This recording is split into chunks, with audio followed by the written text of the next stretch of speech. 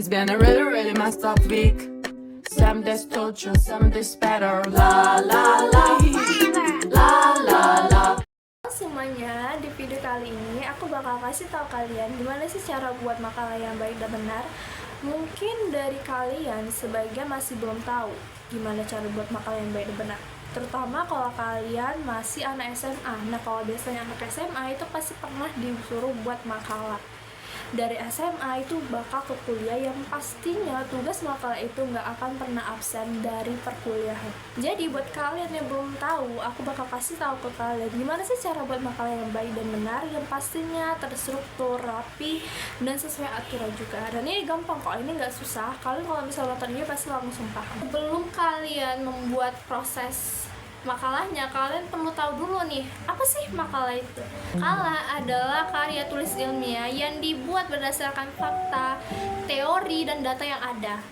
Jadi makalah ini nggak bisa dibuat asal-asalan, asal tulis aja, asal ketik, asal tempel tuh nggak bisa. Harus ada buktinya gitu. Kalian kalau misalnya membuat makalah, kalian harus ada referensinya, dalam mana, siapa penulisnya gitu. Jadi benar-benar harus ada keterangan yang membenarkan statement kalian gitu di makalah itu. Masih lagi, kita langsung ke tutorialnya. Oke, kita udah aktifin laptopnya dan kita langsung ke Microsoft Office atau Microsoft Word. Setelah itu kita ke blank dokumen. Nah, dari sini itu kita langsung merapi-rapikannya. Merapikan kayak mana? Itu dimulai dari fontnya. Fontnya kita ganti ke Times New Roman. Size-nya 12. Dan untuk ukuran kertasnya itu ukuran A4. Karena biasanya kalau makalah itu dia harus A4 ya guys. Di sini dari layout yang ini, pilih size, terus pilih A4. Setelah itu kita atur juga nih marginnya. Nah, yang ini nih. Yang ini yang bagian atas 3 cm, bagian kiri 4 cm, sedangkan bagian bawah dan kanan itu 3 cm. Kita tekan karena memang sudah aku atur. Lalu kita bagian home lagi, kita rapikan juga ininya pakai spasinya 1,5. Di halaman pertama ini adalah halaman untuk cover. Jadi untuk yang pertama makalahnya, langkahnya itu pertama kita buat center dulu. Yang ini kita buat makalah. Kalian masukkan ini makalah apa? Misalnya kayak aku teknologi ilmu komputer. Nah, di bawahnya itu ada judul. Masukkan judul yang memang kalian mau pakai untuk penelitian makalah kalian. Dari sini masukkan aja misalnya gitu kan. Nah, setelah judul itu buat dosen pengampunya. Karena sekolahan, kalian bisa pakai nama guru kalian. Nah, dosen pengampunya ini siapa? Kalian masukkanlah nama dosen kalian tadi. Setelah nama dosen, itu kalian masukkan logo kampus kalian atau logo sekolah. Di bagian insert, share ini, this device. Udah deh, kalian cari logo kalian, diatur size-nya. Setelah itu di bawahnya dibuat, disusun oleh. Nah, masukkanlah nama, name, dan kelasnya. Baru di bawahnya lagi dibuat jurusannya apa. Kalau aku kan jurusan pendidikan sejarah. Fakultasnya apa? Fakultas ilmu sosial, Universitas Negeri Medan. Baru dibuat juga tahun pembuatan makalahnya. Seperti ini. Yang ini di blok. Ini kita turunkan lagi. Yang ini juga di blok. Ini juga di blok. Ini kan untuk page pertama. Halaman kedua, halaman selanjutnya itu ada kata pengantar. Pengantar itu berisi kata-kata ucapan terima kasih kalian dan rasa syukur kalian. Ini aku kasih contohnya seperti gimana kata pengantar itu. Seperti ini. Makalah ini membahas secara singkat. Penulis juga menyadari bahwa makalah yang saya kembangkan ini masih jauh dari kesempurnaan. Jadi gini ya, contoh untuk kata pengantar. Dan ini harus kalian rata kanan kiri. Yang ini. Nah, ini kan gak rapi nih. Ini kan yang belum dirapikan. Tapi setelah dibeginikan, tuh, jadi rata kanan kiri. Simetris. Nah, kalau misalnya kayak gini, itu kayak gini ya nulisnya. Dan 20 April tanggal pembuatan makalahnya. Tuh, kayak gini. Dan kita buat rata kanan. Udah jadi kan? Ini ya kata pengantarnya. Di page selanjutnya ada daftar isi.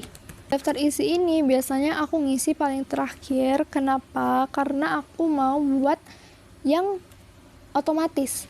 Jadi aku nggak perlu buat kayak gini lagi. Jadi aku nggak bakal buat kayak gini karena capek buatnya. Lebih baik caranya otomatis, dan aku bakal ngejelasin ini di bagian akhir. Pokoknya dia seperti ini contohnya. Nih ya, aku kasih contoh dulu dari makalah aku yang lain. Nanti aku bakal kasih tahu gimana cara membuat daftar isi secara otomatis dari Word. Nih halamannya. Dari mana? Dari insert, pilih page number, pilih bottom of page. Karena biasanya aku pilih nomornya itu di bagian bawah, peletakannya di bagian bawah sebelah kanan sudut di sini. Pilih dah. Jadi deh. 3, 2 pas kan? Lalu kita masuk ke bab selanjutnya. Setelah daftar isi itu ada bab 1, pendahuluan. Nah, di pendahuluan ini itu berisi latar belakang, rumusan masalah, tujuan penelitian, dan manfaat penelitian. Seperti ini. Nah, pada bagian bab 1 pendahuluan di latar belakang ini, itu biasanya berfungsi untuk menjelaskan alasan dan urgensi dari topik yang mau dibahas. Jadi tujuannya itu supaya para pembaca dapat memahami kenapa topik itu penting untuk diteliti atau dibahas. Latar belakang itu ada rumusan masalah. Di rumusan masalah ini tuh pertanyaan-pertanyaan yang mau kalian bahas, yang mau kalian teliti di makalah ini. Nah, nanti rumusan masalah ini tuh akan dibahas di bab 2, nanti aku jelasin. Lalu ada tujuan penelitian, berisi tentang apa tujuan penelitian kalian gitu. Lalu ada manfaat penelitian.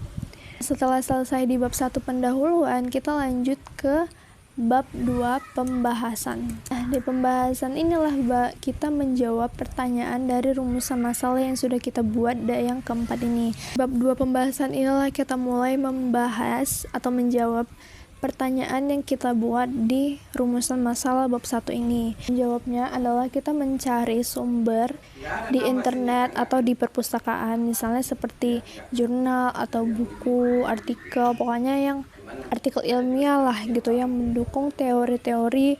Itu jangan lupa diparafrase. Nah, kenapa harus diparafrase? Supaya menghindari yang namanya plagiarisme.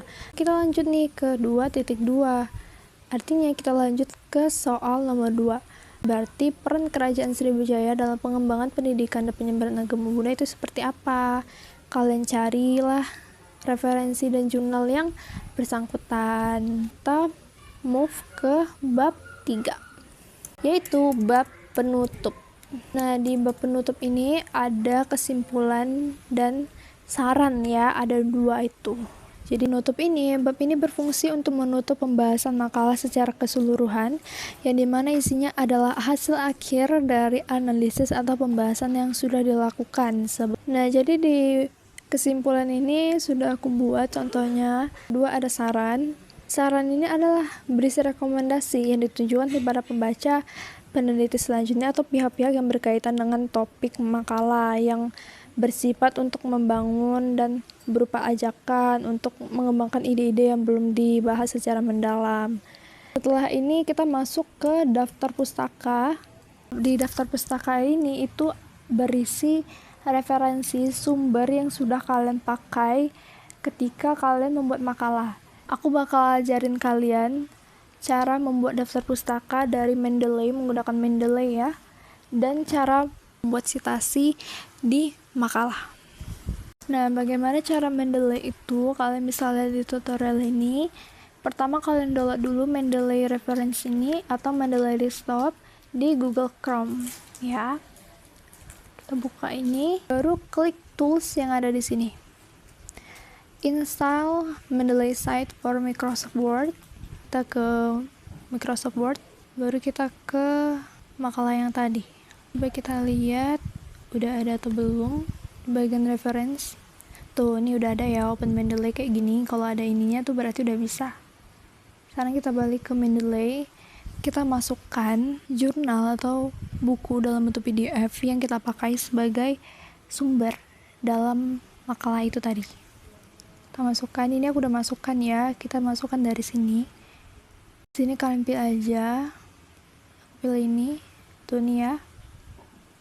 Nah, seperti ini dia. Kalian perhatiin lagi, udah pas atau belum. Kalau misalnya udah, kita ke Word kita. Ini kalau misalnya kita mau mensitasi ya.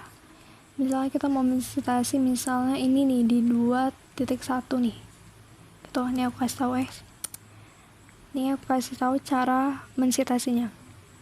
Kita klik insert citation yang ini ya. Baru kita cari nama author tadi. Tuh ini Muhammad. Sama kan? Setelah ini kita klik oke. Lalu udah selesai ini dia citasinya. Kalau misalnya mau buat daftar pustakanya itu kayak gini juga. Caranya beda tapi sama-sama di insert citation 1, go to Mendeley. Nih kalian pilih jurnalnya, baru klik bagian site ini di samping cancel. Tuh udah kayak gini, baru kalian insert bibliografi. Tuh udah jadi deh. Kalau udah kayak gini itu tinggal dirapin aja. Beginilah cara membuat daftar pustaka dan membuat sitasi dari Mendeley. Udah ngajarin gimana cara membuat daftar pustaka dan sitasi dari Mendeley secara otomatis. Sekarang aku juga bakal kasih tahu gimana cara membuat daftar isi secara otomatis di Microsoft Word. Pertama, kita blok dulu kata pengantar ini, judul besar. Lalu kita ubah stylenya ke heading 1 yang ini. Sama juga ini bab 1 pendahuluan diubah ke heading 1. Nah yang ini, yang subjudul ini kita ubah ke heading 2. Pokoknya setiap judul besar itu diubah ke heading 1. Sedangkan subjudul diubah ke heading 2. Setelah diubah semuanya ke heading 1, heading 2, kita balik lagi ke daftar isi. Baru kita masuk ke reference. Kita pilih table of contents yang ini. Lalu kalian pilih aja yang mana antara 1, 2 sama yang ini. Kalau aku lebih sering pakai yang nomor 2. Seperti ini jadinya. Lalu kita ubah aja fontnya 5 times New Roman. Size-nya 12. Jangan lupa spasinya 1,5. Selesai deh. Kayak gini tampilan daftar isinya. Rapi dan gak capek juga, cuman ini kita rapiin dikit ya bab satunya. Oke, ini udah selesai ya, rapi semuanya, tinggal di ke PDF aja. See you next time. Sampai sini saja video aku. Bye.